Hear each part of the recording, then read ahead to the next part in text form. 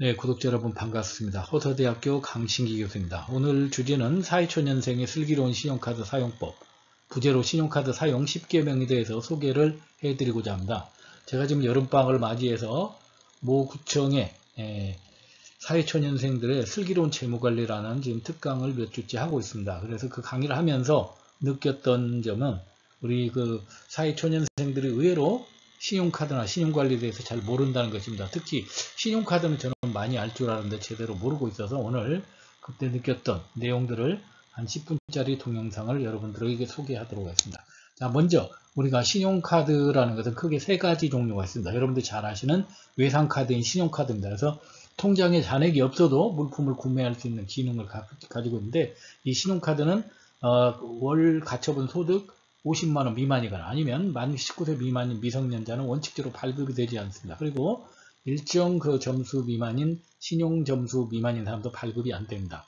자, 그런데 체크카드라는 것은 통장에 남은 잔고 범위 내에서 물품 구매 가능한 겁니다. 그래서 금융회사에 계좌가 있으면 발급이 가능하고, 신용카드보다 연말정산시 소득공제 혜택이 큽니다. 참고로 신용카드는 자기 연간 총급여액의 25%를 이상 사용했을 때 15%를 소득공제해 준다면, 체크카드는 30% 공제하니까 체크카드를 사용하는 것이 소득공제는 훨씬 유리하다고 볼 수 있습니다. 그리고 선불카드는 돈을 미리 충전하여 사용하는 카드로 구매보다 먼저 결제가 이루어지는 것입니다. 예를 들어서 여성분들이 미용실에 미리 한 50만원, 30만원 결제해 놓고 펌이라든지 헤어카트를 할 때 할인을 받는 카드가 선불카드가 되겠습니다. 그래서 저는 개인적으로 신용카드는 우리가 보험료나 아파트 관리비라든지 이런 고정지출용으로 활용하면 훨씬 효과적일 것이다. 그리고 체크카드는 우리가 외식이라든지 아니면 문화생활비라든지 이런 변동지출에 내가 한도 내에서만 쓸 수밖에 없기 때문에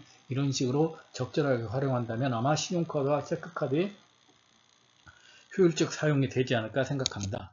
자, 그러면 먼저 신용카드 발급 시 고려사항에는 크게 5가지가 있는데, 먼저 소비 성향을 고려해야 됩니다. 내가 어느 쪽으로 소비하는지, 나는 예를 들어서 문화생활비로 소비하는지 아니면 예를 들어서 차에 기름 넣는 오일 카드가 중요한 것인지, 자기의 소비 성향에 맞는 카드를 선택하는 것이 중요합니다. 그리고 두 번째, 월 평균 지출액. 내가 예를 들어서 카드를 사용하다 보면 월 사용 한도 범위를 벗어나야만 그때부터 우리가 카드 혜택인데, 나의 월 평균 지출액을 보고 해당받는 카드를 선택하는 것이 중요합니다. 그리고 연회비가 무조건 적은 것이 유리한 것이 아니라 내가 연회비를 내서 그 이상 혜택을 볼 수 있는지 연회비를 봐야 되겠고, 네 번째는 혜택과 조건을 봐야 됩니다. 마지막으로는 뒤에서 설명드리겠습니다만, 내가 월 평균 사용해서 내가 혜택 본 만큼의 비용을 따지는 것이, 우리가 비율을 따지는 게 피킹률입니다. 이 피킹률이 높으면 높을수록 좋은 카드라고 볼 수 있습니다. 자, 그러면 먼저 신용카드 발급 시 고려사항에서 우리가 보통 신용카드를 발급할 때 무슨 조건 할인해 준다 이런 거에서 우리가 많이 거기 현혹돼서 가입을 합니다. 예를 들어서 어떤 카드가 있는데 땡땡 쇼핑에서 10만원을 할인한다고 이런 문구에 현혹이 돼서 우리 사회초년생이 가입을 했는데, 기존 실적의 전월카드 이용액에 100만원 이상을 했을 때만 땡땡 쇼핑 10만원 이상이 할인된다고 실제 조건이 붙어 있었습니다. 그런데 이 사회초년생은 매월 평균 70만원 사용한다면 실질적으로 이 사회초년생의 이 카드는 별로 필요 없는 거겠죠. 만약에 내가 100만원 이상을 써야만 10만원 할인받기 때문에 결국 내가 평상시보다 30만원을 썼어야 10만원 할인받을까, 결국은 할인을 받기 위해서 과소비를 하는 그런 문제점이 발생되는 카드니까 이런 카드는 발급을 안 받는 것이 현명하다고 볼 수 있습니다. 자, 그리고 피킹률이라는 건데, 신용카드의 월평균 사용금액분의 월평균 혜택에서 연회비를 12로 나누게 되면 내가 얼마나 이 카드에서 혜택을 보고 있는지 발생하는 게 피킹률입니다. 자, 예를 들어보면 내가 40만원의 월평균 사용액인데 그 달에 혜택 본 게 만원입니다. 근데 내가 한 달에 연회비가 3만원이어서 한 달 평균 2,500원을 냈다면 실질적으로 이분이 혜택 본 건 7,500원인데 40만원을 이분이 썼으니까 피킹률은 1.9가 됩니다. 자, 피킹률이 1.9라는 것은 우리가 피킹률이 2% 미만이기 때문에 이것은 상당히 안 좋은 카드여서 사용을 해서는 안 됩니다. 그래서 최소한 피킹률이 3% 이상이 돼야만 이 카드를 사용할 수 있어야 되는데, 우리는 실질적으로 연회비가 싸다는 이유로 아니면 조금 혜택이 있다는 이유로 카드를 쓰고 있는데, 이런 것을 잘 따져서 내가 카드를 제대로 선택하실 것을 권유드립니다. 자, 그리고 또 우리가 신용카드에서 가장 문제되는 것이 바로 결제일입니다. 자, 대부분의 우리 신용카드를 사용하시는 직장인들이 20에서 25일에 우리가 급여 지급일이 발생하다 보니까 대부분 20일에서 25일 날 우리가 결제를 하게 되는데, 그렇게 되면은 만약에 25일로 결제를 하신 분 같은 경우는 5월 25일에 결제를 실제로 이분이 사용금액에 대한 결제는 4월 1일에서 4월 30일까지가 아니라 실질적으로 이분은 4월 12일에서 5월 11일까지의 기간에 대해서 결제를 하는 것입니다. 그래서 실질적으로 내가 전월 실적을 계산할 때 나는 1일에서 말일까지로 알고 있는데 착오가 있다는 거죠. 그래서 이걸 내가 1일부터 말일까지로 맞추려면 결제를 14일로 맞춰야 됩니다. 만약에 6월 14일로 결제를 했다면 5월 1일부터 5월 31일까지, 만약에 7월 14일에는 6월 1일에서 6월 30일까지 이렇게 결제일과 내가 전월 실적이 딱 일치할 수 있기 때문에 내가 월급과 상관없이 14일 또는 15일로 우리가 결제를 하시면 아마 훨씬 효율적으로 관리가 되지 않을까 생각합니다.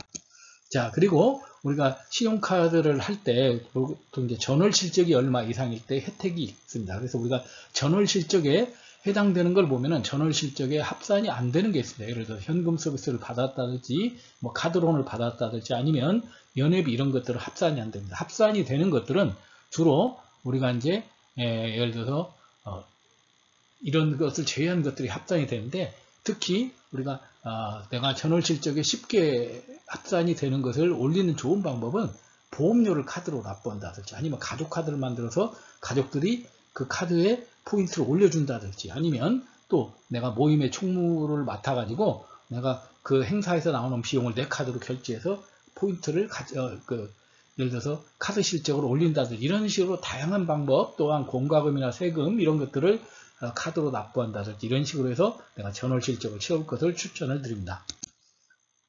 자, 제가 이제 MZ 우리 사회초년생들과 상담을 하다 보니까 신용카드에 대해서 오해하는 것이 5가지가 있었는데 저는 깜짝 놀랐습니다. 이런 걸 모르고 있다는 것을 좀 제가 놀랄만한 사실이었는데, 첫 번째, 많은 분들이 저에게 와서 쉬는 시간에 신용카드를 자기는 쓰지 않는다. 왜 그러냐? 신용카드를 안 쓰면 오히려 신용이 좋다고 얘기해서 자기는 신용카드 안 쓴다고 하는데, 신용카드를 안 쓰면 신용등급이 좋아지는 것이 아니라 오히려 신용거래 실적이 없기 때문에 신용등급이 나빠질 수 있기 때문에 적절하게 신용카드를 활용하는 것이 좋습니다. 자, 두 번째, 신용카드 한도를 또 줄인다는 분이 많더라고요. 내가 원래 카드사에서 한 200을 사용을 하고 있는데 자기는 100을 줄였다고 저한테 이렇게 자랑스럽게 얘기하시는 분들인데, 물론 그분이 카드 한도를 줄인 이유는 본인이 이제 과소비를 억제하기 위해서 하는 건 맞는데, 신용카드를 한도를 늘려놓고 내가 스스로 조절해야지. 한도를 줄이면 결국은 내가 한도 대비 많이 사용률이 많아져서 오히려 신용등급에 부정적인 영향을 미치기 때문에 신용카드 한도는 최대한